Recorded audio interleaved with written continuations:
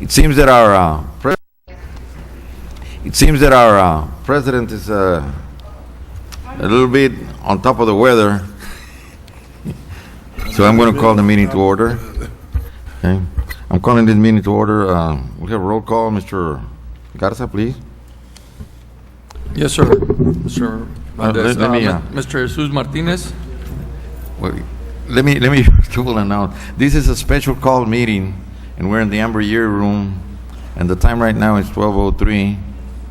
So please continue. Yes, sir. Mr. Jesus Martinez. Absent. Mr. Jose Valdez. Present. Mr. Ricardo Garza, present. Mr. Hector Noyola. Here. Dr. Cecilia May Moreno. Present. Mr. Hector Garcia. Mr. Jose R. Perez. Absent. Absent. Okay, we have a quorum. We have Pledge of Allegiance. Ms. Moreno, Dr. Moreno, would you please lead us?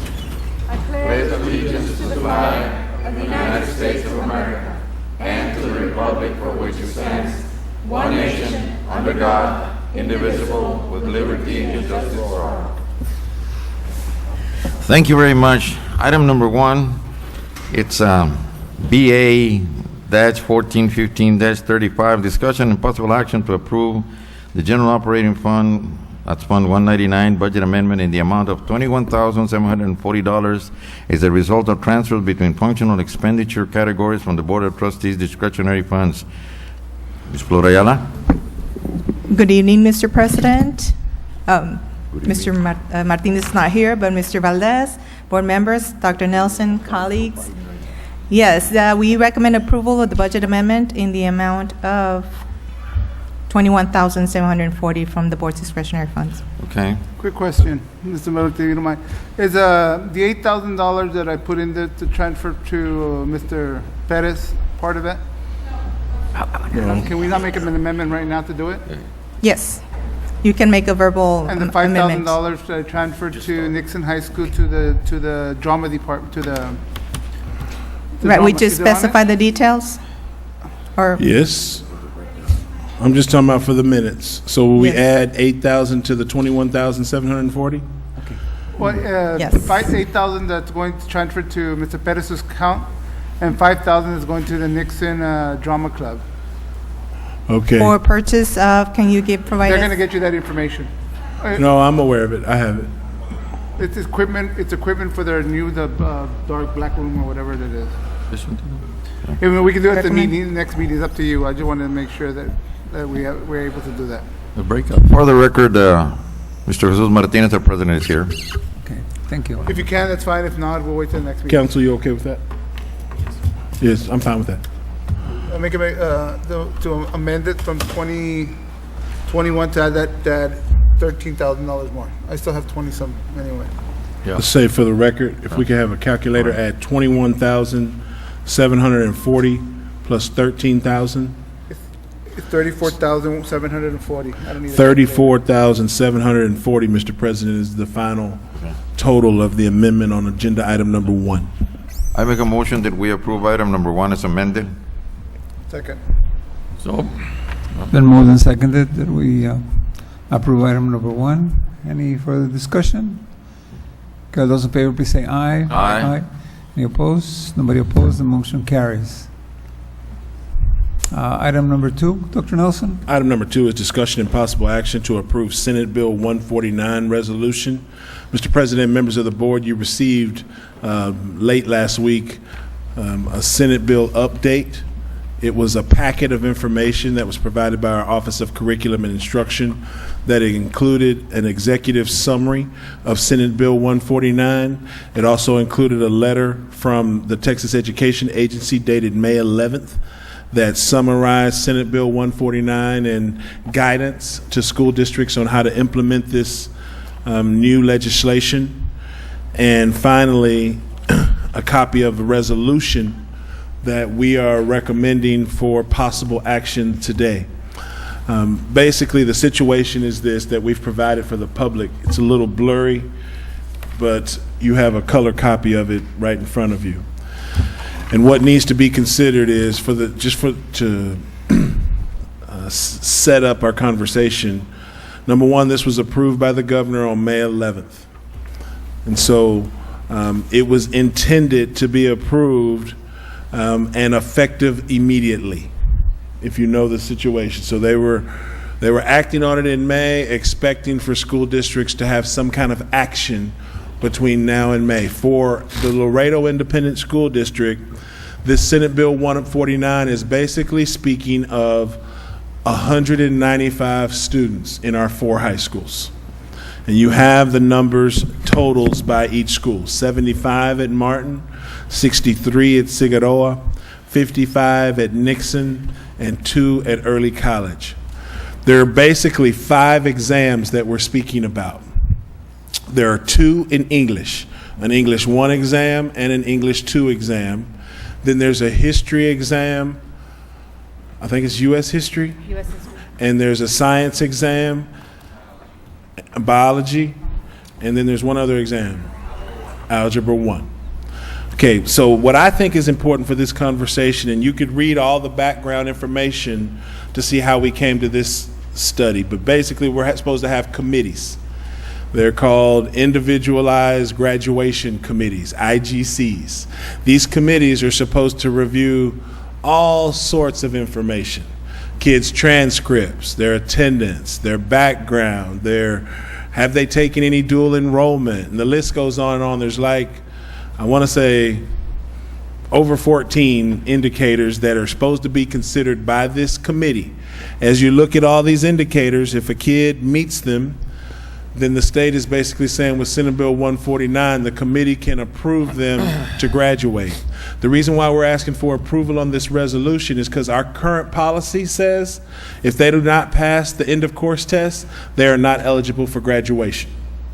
And so we're asking, basically, in order to implement the law signed by the governor, we're going to need to approve this resolution, which would amend that part of our policy. What we did is we got together as a team and we discussed it, and here's the short version of what we came to. If there's 5 exams that kids need to pass, the first thing we tried to do is divide the list up. How many kids need 2 or less? I would call that group of kids, they're close. They got 2 of the 5 tests, they've passed them all except 2 or less. And we were going to come up with a plan as we reviewed those kids. If you need more than 2, well, I just think we need to consider allowing those kids to graduate without some type of attention to the fact that they have 3 or more tests.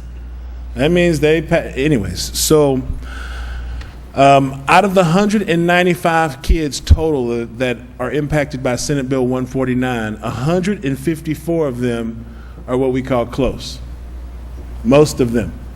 There's only 41 kids that lack several exams, 3 or more. So then I want to say we decided that we should divide these lists into a couple of groups.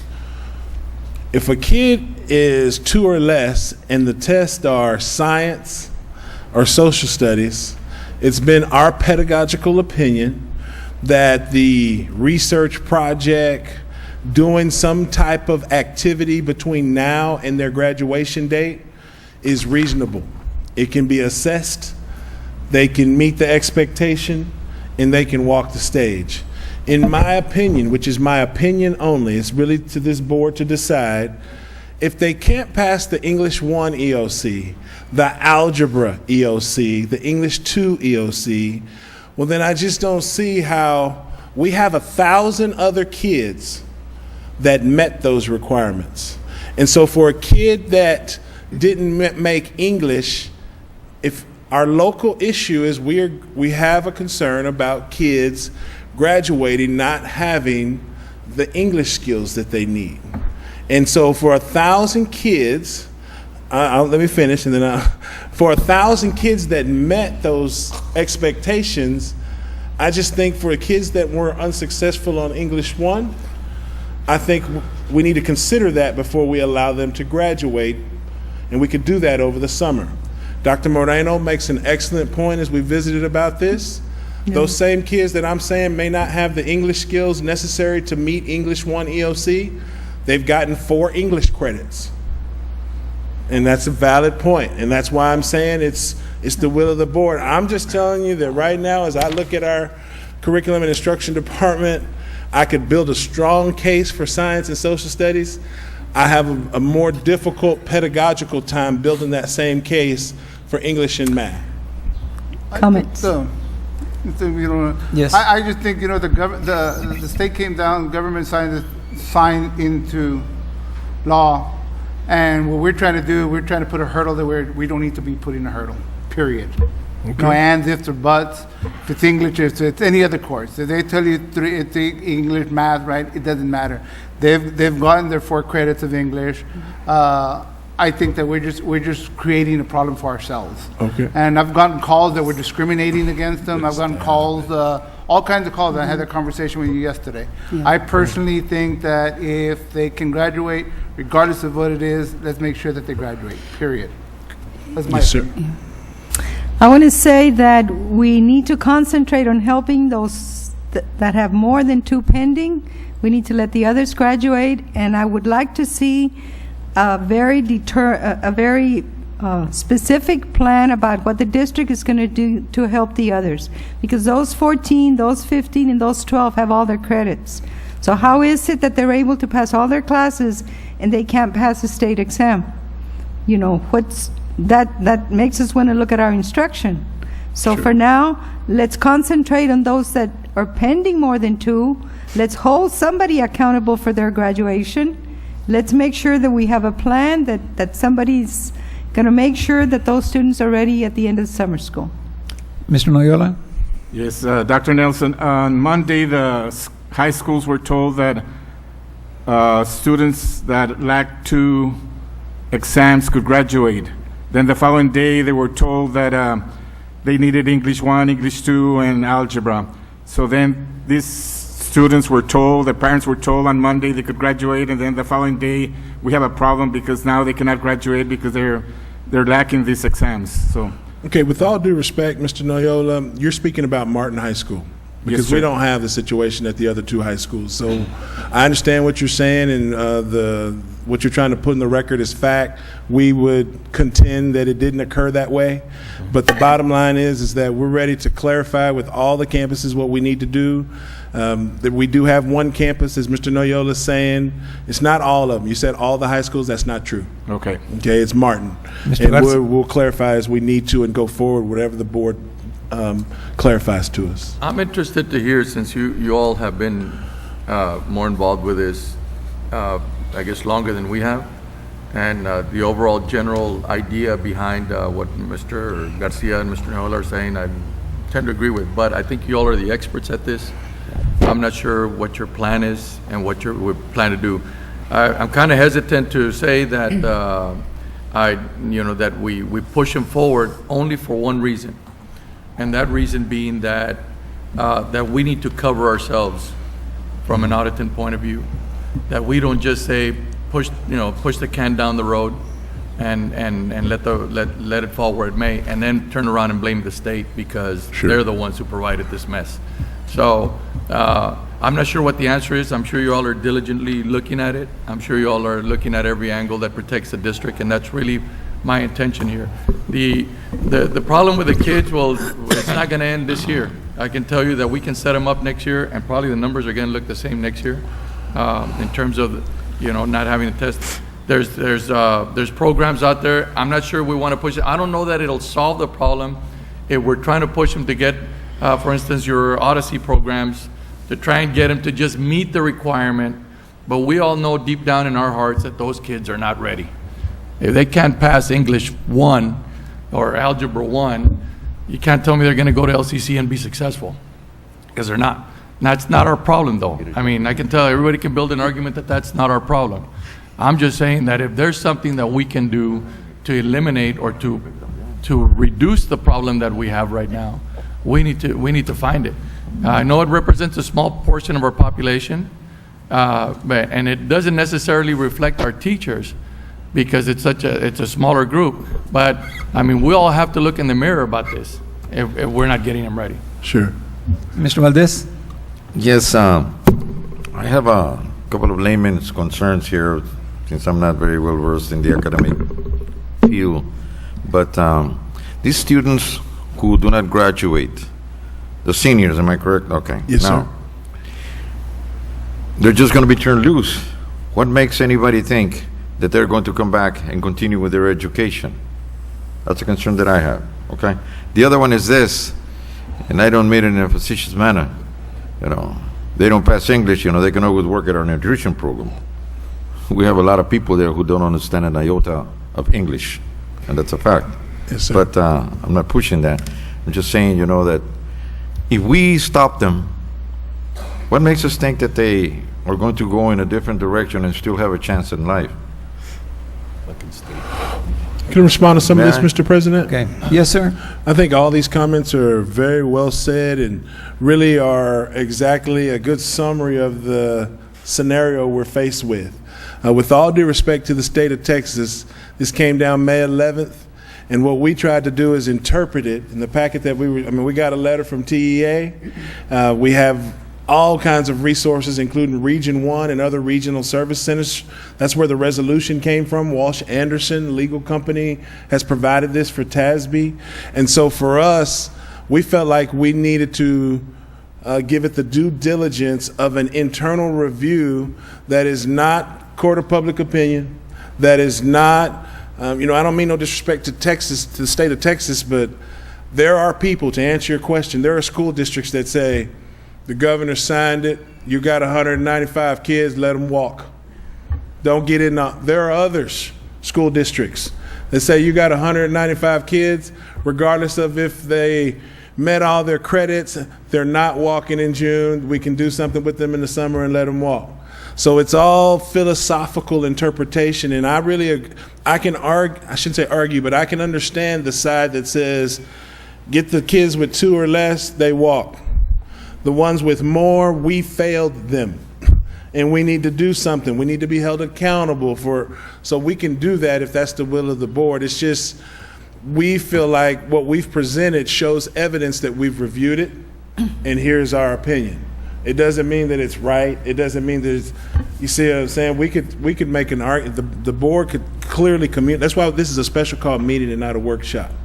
Because if we need to let all 195 get reviewed by their graduation committees, if they meet all the requirements, they walk, which is not what Dr. Moreno said. You said 2 or less. But you could also say, Mr. Garcia, please don't let me put words in your mouth. You can let all 195 that meet the checks walk, which is different than what Dr. Moreno said. So you got what I'm saying? We're not talking about just walking. We're talking about graduating here, right? Yes, Yes. It's not about the walk. It's about graduating. Right, but And what we're graduating saying in is- June or August? If the law allows students that are lacking 2 exams to graduate, why wouldn't we allow it? Mr. Garcia? And that's the other thing, if we could save some of the ones that are 3, because I think you can, Yes, sir. try to do that. I don't know if we can. I don't blame it on the kids. I blame more this on the state, and I'll say that because they have been inconsistent the last 4 years on testing. It was And 15, then it was kids 5. They Right. went from one test to another, and I don't understand. They failed 1, but they passed 2 and 3, or they just failed all their English. Mr. Ramirez, you wanna say something? They can only have 2 exams pending to be considered for graduation. So a student could take their freshman English class, not meet expectations on English 1, but pass the class, go into English 2, and pass the English 2 exam, but they're not in English 1 anymore, so they receive interventions and tutorials, but they can continue on throughout their Englishes because they're not failing the class necessarily, so they're getting credit for classes, but they're not reviewing that English 1 content over and over again. I think that a lot of these kids, I know it wasn't around when we were, and whether the testing wasn't valid a couple of years ago. Kids graduate after taking English 1, 2, 3, and 4, go to LCC, go to TAMU. If they go to LCC, they got to have a certain test. If not, they put them in remedial before they can get. So I think there are a lot of things out there. I think it's important, as Mr. Valdez said, that we save the kids that we can, and not just to walk, but to graduate. Because I think if we put a blocking or a hurdle over that, I think they're gonna step away, and then they're gonna be counted as dropouts, and that's what I don't want them to do. Well, and the recommendation was based on, if you, I don't know if you can see this or not, but these are the things that the committee must consider when they're looking at each individual student. Before they can even go before the committee, they can only be pending 2 exams. They have to have all their credits. All of those other things need to be in place. But if you'll notice that one of the things that that we must consider is that they've had the opportunity to satisfy the taking of the TSI exam. Many of these students, because they did not meet the initial criteria of passing English 1 and algebra, have not taken the TSI exam. So our recommendation initially was, we'll work with our bio and U.S. history kids right now because we're still pending scores. Scores come in today or tomorrow. We would have a different list of students that we were going to be working with and considering. And in the summer, we would put them through a TSI boot camp and an aggressive reading program to allow them some opportunities to gain some ground, take the end of course again, take the TSI maybe for the first time, and graduate in August. Not that we would keep them from graduating, but they would graduate in August after they fulfilled the requirements of that program. Right, but I think we've been doing this, and correct me if I'm wrong, we've been doing all this for the last 4 years. We've been trying to do what we can to get them to pass the test. And if we haven't, then shame on us. But the first time they failed it, we should have been doing this and not wait till their senior year. Oh, you know what, you're not gonna. That's my whole thing with senior counselors and the counselor center altogether. Right. That we, for whatever reason, are not doing due diligent with our kids. We're not we're not going that extra step. That's what I'm saying. They're doing what they're supposed to do, and and I applaud them for what they're doing, but. There's more. Yeah, there needs to be a little more. I'm seeing less kids not graduate, and that's great. That's a great thing. But I like to see, and it's never going to happen, to see every kid graduate. Yeah. And if we have the opportunity to do that, I think that we need to do what we can. And this law applies to our 11th graders, so as soon as scores come in, this same process starts with our 11th graders before they leave for the summer. So, and so we'll have a year to work with them on that. But in terms of the recommendation of the state, it is very specific about the criteria that we have to consider. It's not just that they're pending 2 exams, but were they enrolled in dual enrollment? Did they have pre-AP? Have they taken SAT and ACT? And it's a committee decision, a unanimous committee decision based on all this different criteria that students have to meet to demonstrate readiness so that they're able to continue on with the college. And that was our intent, was to be able to provide one last support for the students in the summer and allow them graduation in August. Mr. Garza? I'll let Ms. One of the things that's pretty important from what I hear right now, we did not even allow our students to take the TSI. The state is saying if you pass the TSI, you can get credit for your tests. But we didn't even allow them. That just shows a different perspective. You know, we see our kids are not ready. The state doesn't believe that we should be keeping kids from taking TSI simply because they haven't passed it. They say maybe that test will test something differently and the students can show competency and mastery in another way. We don't even allow it. That's something that we will should go away. revisit, starting with our freshman class. Not starting with the freshmen. Starting with all of our students next year, we should start encouraging the TSI, regardless of what their performance is on the actual STAR tests or the end of course exam. The other thing I want to remind us is that we're probably graduating under 80% of our kids, so of every senior class. So when we talk about 60 that possibly wouldn't have graduated at this time, or 195 or 154 that wouldn't have graduated, we're not even graduating 90% of our kids right now. 80%, at least 20% are either have already dropped out or they're considered juniors instead of seniors. We're not even looking at those. I think we should be looking at what should have been our whole senior class and find out where are the rest of those seniors that are not even classified seniors, and why can't we try to graduate those in summer also? Well, that's something we can look at. The bottom line is that for purposes of this conversation, I hear that to meet the expectations of Senate Bill 149, we have 154 kids that are eligible for graduation in June.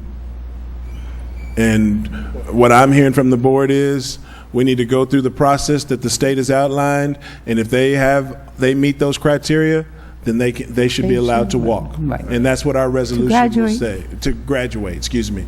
And then for the remaining 41 students and the students that Dr. Moreno just spoke to that are not even on this list, we should look at summer interventions that would allow them to catch up and possibly graduate in August. Mr. Garza? So that would be a 5-point preemptive process that would eliminate. I've been saying that for the last 2 or 3 years about where are these kids, are we tracking where these dropouts go, where are those kids that are not accomplishing their goals, what happens to them?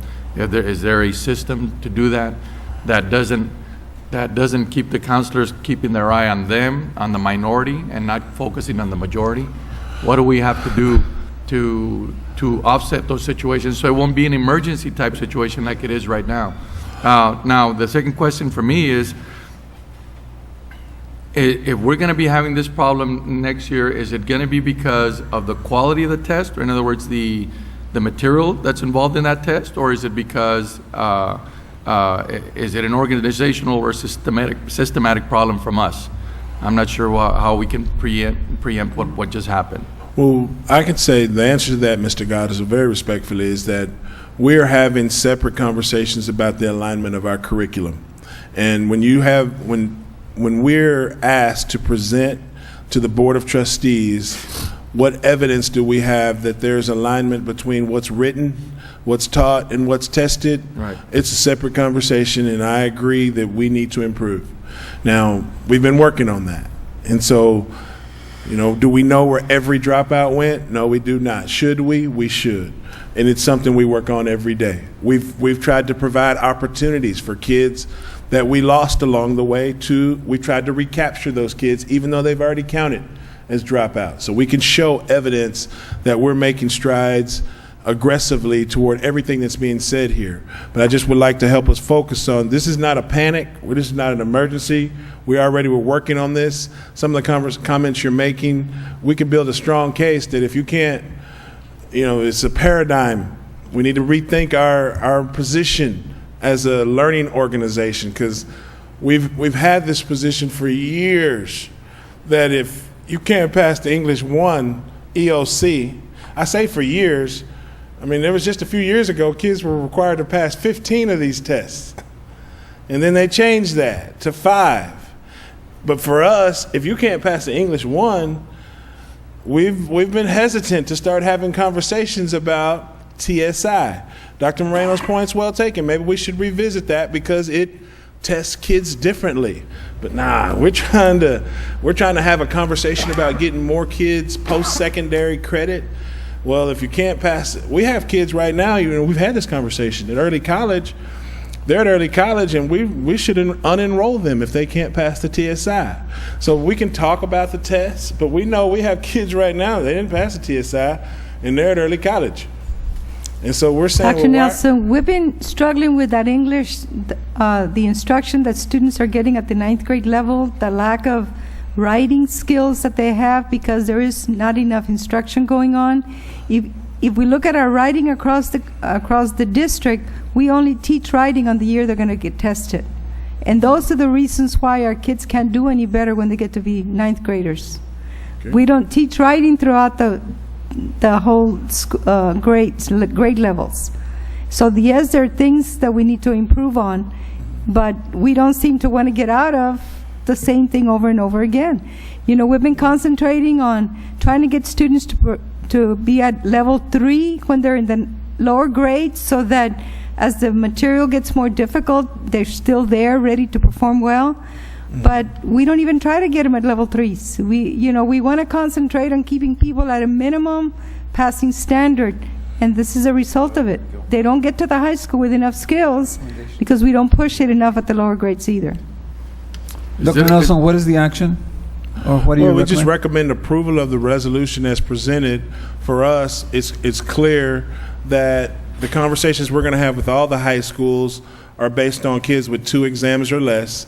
We're going to go back and do kids that have 3 or more and kids that are not even on this list and talk about our summer program for all of them to try and get those kids to graduate in August. We'll have other detailed conversations about our interventions throughout the district and our dropout efforts and But we're recommending approval on this resolution as presented with the clarification from the board as presented today. So moved. Okay, it's been moved and seconded. Any further discussion? No? Okay. All those in favor, please say aye. Aye. Anybody opposed? None opposed. The motion carries. Update on the 84th legislation session, Dr. Nelson? You have All we need anything to else? say, Mr. President, and members of the board, is that this is moving fast and furious. We provided a yellow copy of the type of updates we're receiving twice a day. So it's Senate, it's the House, and really, I don't mind telling you that for me, from this point forward, I'm really just waiting to see what the end of the legislative session holds. The main conversation we're having as an entire team is with finance, and when we start to receive what we call a template. And so that template is it's basically a summary of all the legislation and how much money LISD gets from the state. This board has already shown strong leadership in approving salaries for next year, and right now, we're trying to see what we get from the state to offset that expectation for next year. It'll all happen between now and I want to say the first couple weeks of June. So we're moving toward an approval of our budget earlier in August than we normally do.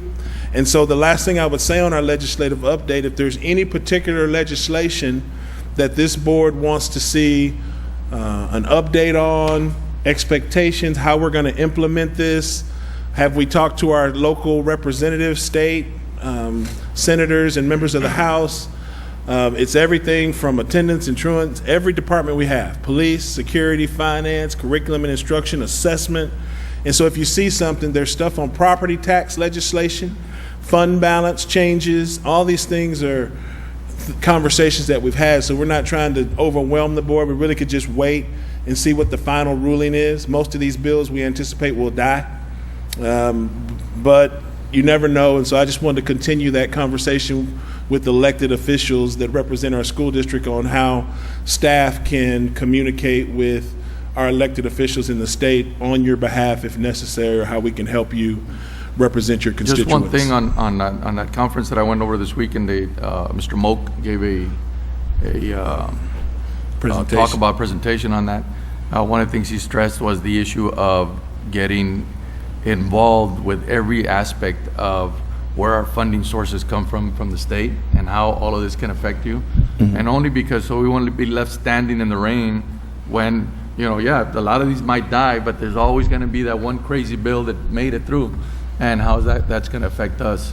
So just to keep your eyes and ears open. The last thing I'll say on that, the point well taken, Mr. Garza, and we work with Mr. Moak every day.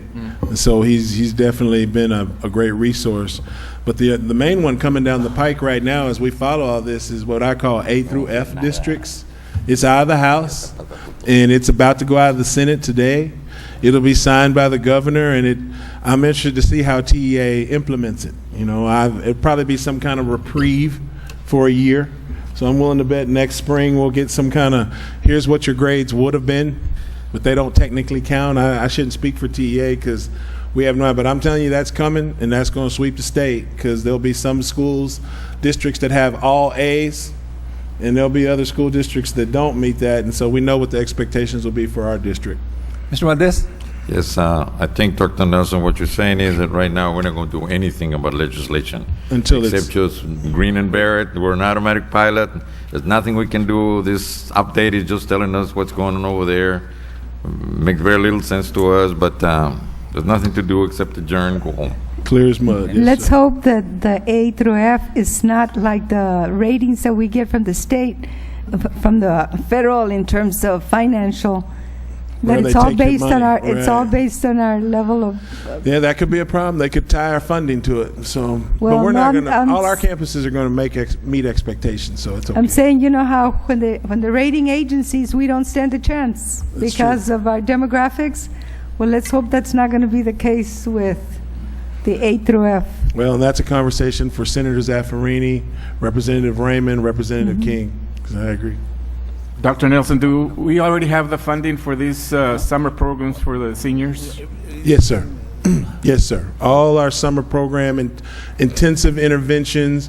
Now, we might be adding, based on our conversation now, we might be adding a couple of hundred kids, a couple hundred juniors who don't have enough credits, and maybe they've gotten all their others. So That would be a blessing. that would be a blessing. And yes, we can fund it, Mr. Noyola. Yes, sir. And we need to make sure we don't leave our money that comes in from grants on the table without getting spent, because summer's a very good time to spend it. Well said. One more, real quick, Mr. Martinez. Yes, sir. Could you, Dr. Nelson, just Yes, sir. with what we talked about, make sure that the paperwork is properly documented, because I know that in that situations happening in El Paso, that they went into attendance, and I still think that, but the ARCs are not signed. There's a lot of, they're getting audited now again in El Paso. There's a lot of uncertainties. and Credit I checks think, and, that just make sure that we have everything done properly. Well said. Yes, sir. We've done that, and we'll do it again. Okay, not in attendance, but in this new Attendance graduation too. stuff. Them too. I'll entertain a motion to adjourn. So moved. The move to adjourn. All those in favor, please say aye. Aye. Anybody opposed? No. We're adjourned. Yeah.